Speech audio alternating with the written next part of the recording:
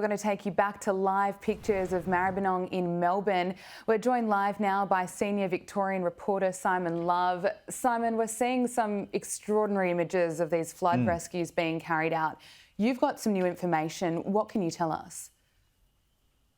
I do, Gab, and as we watch these pictures right now of a swiftwater rescue ongoing in Maribyrnong, this is only 15 kilometres northwest of Melbourne CBD, so the proximity to Melbourne CBD is extremely close. You can see in the middle of the boat there probably a resident that's been rescued.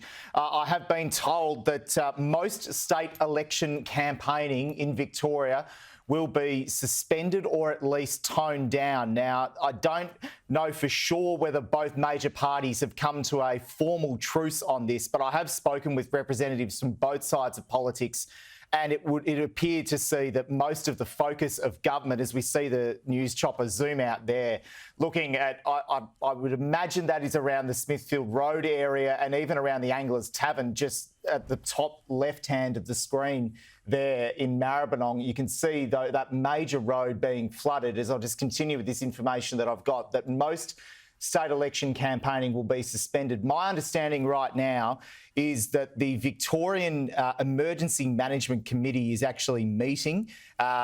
Daniel Andrews, the Premier, is on his way or has just arrived at the State Control Centre in the heart of the CBD. There is an emergency management meeting that's usually held between the Premier, the Emergency Services Minister Jacqueline Symes, the Emergency Management Commissioner Andrew Crisp, as well as other senior officials, as we see there another flood rescue taking place and that resident getting off the boat looking to get onto a footpath. I have just spoken, Gab, with the member for Maribyrnong, Bill Shorten, who's on his way back to Melbourne. He's got a commitment up in Sydney this morning. We might hear from him this morning, but I have just spoken to Mr. Shorten, who knows this area extremely well. He's a long-time resident of Maribyrnong. He still lives in this area.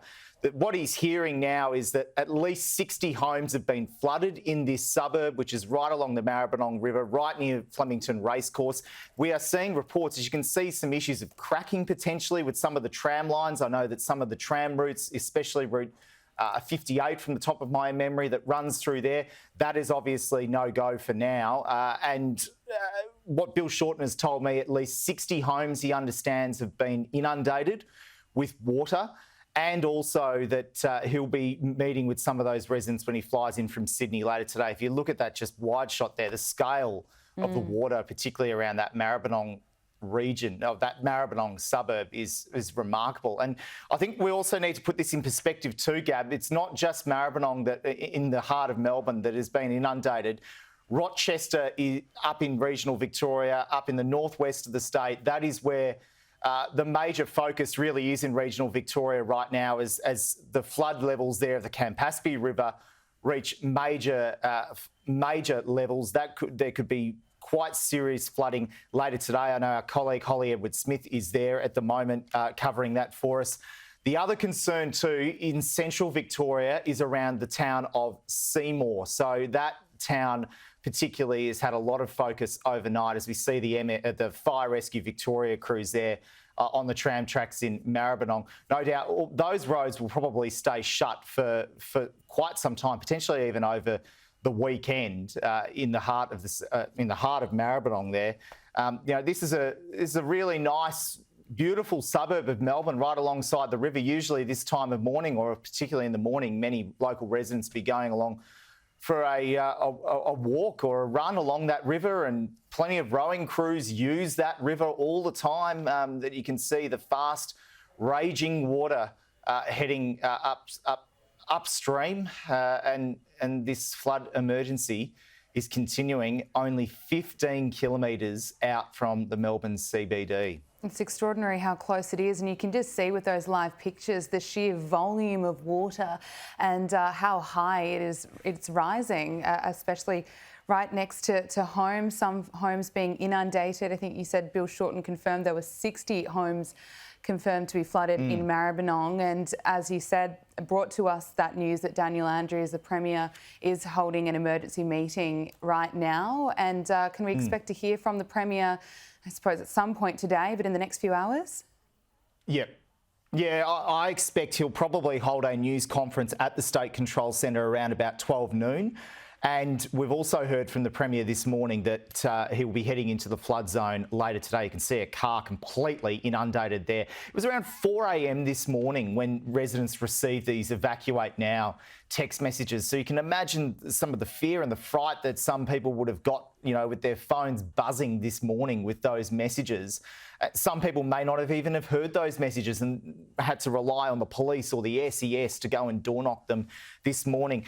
We do have some information about flood payments that will be made or at least made available as well. And this was announced by the Premier Daniel Andrews on ABC Radio Melbourne this morning. He said that there'll be payments of $560 per adult, $280 per child available for people that are out of their homes due to flood damage across Victoria.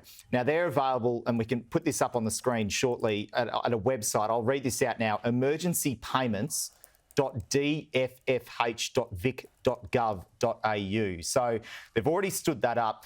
Another major thing, I think, of some significance is that the Victorian government and the Premier has spoken to Anthony Albanese overnight.